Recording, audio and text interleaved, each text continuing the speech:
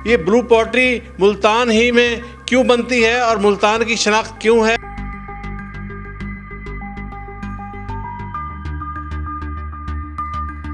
Blue pottery हमारी एक पहचान है, एक बड़ा एक विरसा है हमारे लिए।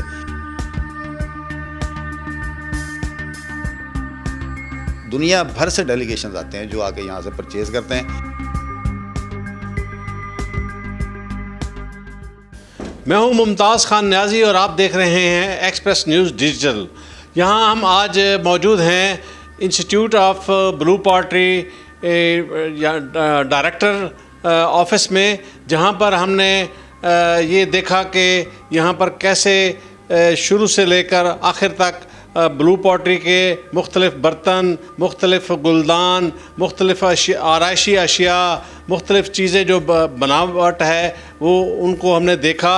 और नाजरीन को मैं ये बताना चाहता हूँ कि यहाँ कैसे ब्लू पॉटरी की ये पाकिस्तान की एक ऐसी शनाख्त जो सिर्फ़ मुल्तान में बनती है और फिर पूरे पाकिस्तान और फिर पूरी दुनिया में इसको तोहफ़े तोहफ़े के तौर पर लोग ले जाते हैं और अपने प्यारों को देते हैं। इसमें टाइलें भी बनती हैं, इसमें बिल्डिंग की आराइशी टाइल्स भी बनती हैं, मसाजिद और दरबारों पर लगाने वाली आराइशी टाइलें भी यहाँ बनाई जाती हैं, यहाँ सिर्फ नेम प्लेट्स भी बनती हैं। हर किस्म का सामान यहाँ बनाया जाता है और ये मुल्तान की एक ऐसी शनाख्त है जो पूरी दुनिया में बहुत ज़्यादा मशहूर है। और इसको ख़रीदने के लिए, इसको तोहफ़ा देने के लिए एक बहुत अच्छी चीज़ समझा जाता है। ये ब्लू पॉटरी मुल्तान ही में क्यों बनती है और मुल्तान की शनाख्त क्यों है और कैसे इसको कारीगर बहुत मेहनत, बहुत जिद्दोजहद, बहुत लगन के साथ बनाते हैं, तैयार करते हैं और फिर ये बनकर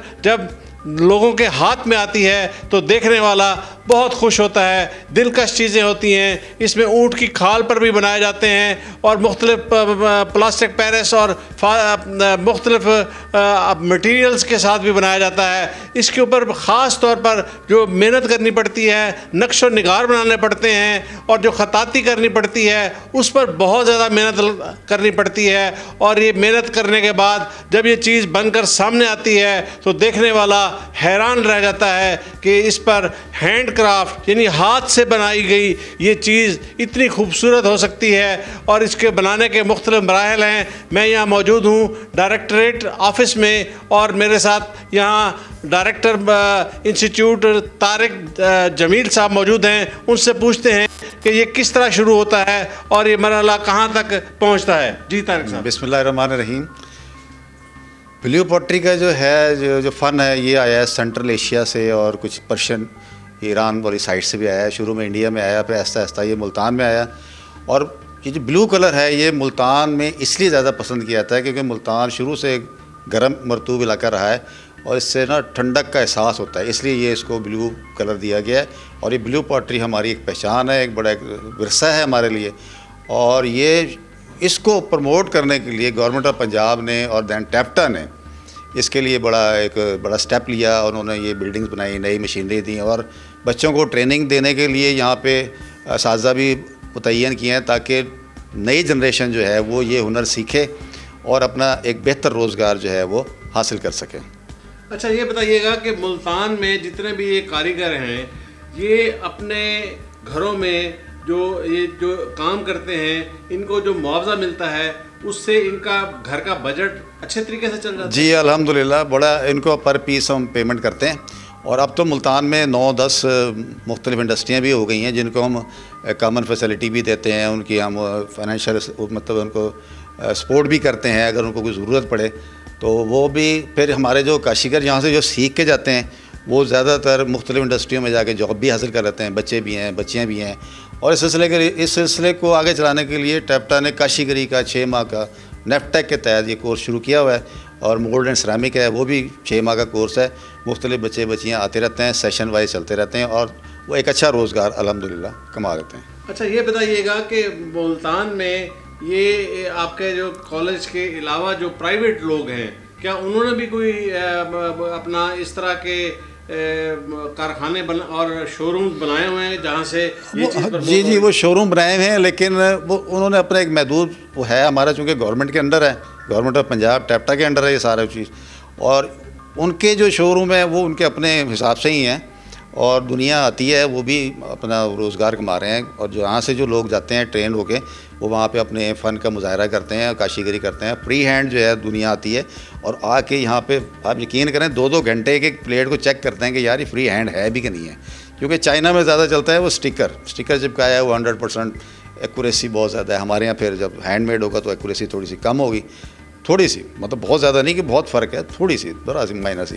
वो देखते हैं आके जो फॉरनर आते हैं, एम्बेसडर्स आते हैं और डेलीगेशंस आते हैं, दुनिया भर से डेलीगेशंस आते हैं जो आके यहाँ से परचेज़ करते हैं और अपने घरों की ज़ीनत भी बनाते हैं। और जैसा कि सर ने ये कहा था कि वो अपने दोस्तों को भी गिफ्ट करते हैं। और हम भी ये कोशिश कर रहे हैं कि इसको ज़रा एक्सपोर्ट लेवल पे लेके जाया जाए और हम इसको एक्सपोर्ट करें इंशाल्लाह। अच्छा, ये जो आजकल का दौर एक मशीनी दौर बन चुका है, डिजिटल दौर बन चुका है, तो चीज़ें डिजिटलाइज हो गई हैं और डिजिटल फोटोग्राफी, कैलीग्राफी, काशीगरी और ये काम चीज़ हो रही है। लेकिन आप क्या समझते हैं कि जो हाथ का काम है उसको वही इम्पोर्टेंस हासिल है या उसमें कमी जी है? जी, वो जो है ना, जो क्या कहते हैं, फ़न को समझने वाले जो लोग हैं, जो एक आर्ट को समझते हैं, वो आके ये हैंडमेड चीज़ें जो है ना वो देखते हैं।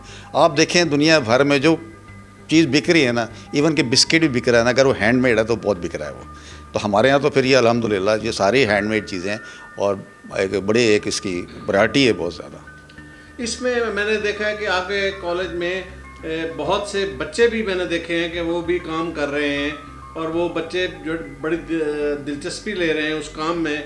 तो इसमें क्या इंसेंटिव आप देते हैं कि वो बच्चे भी जो है ना बड़ी दिलचस्पी से काम करते हैं? वो बच्चे अपने शौक़ से आके सीख रहे होते हैं, उनके जो बड़े बैठे हुए हैं साथ वो उनको बता रहे होते हैं ताकि वो जब बड़े हों तो हुनर सीख लें कोई।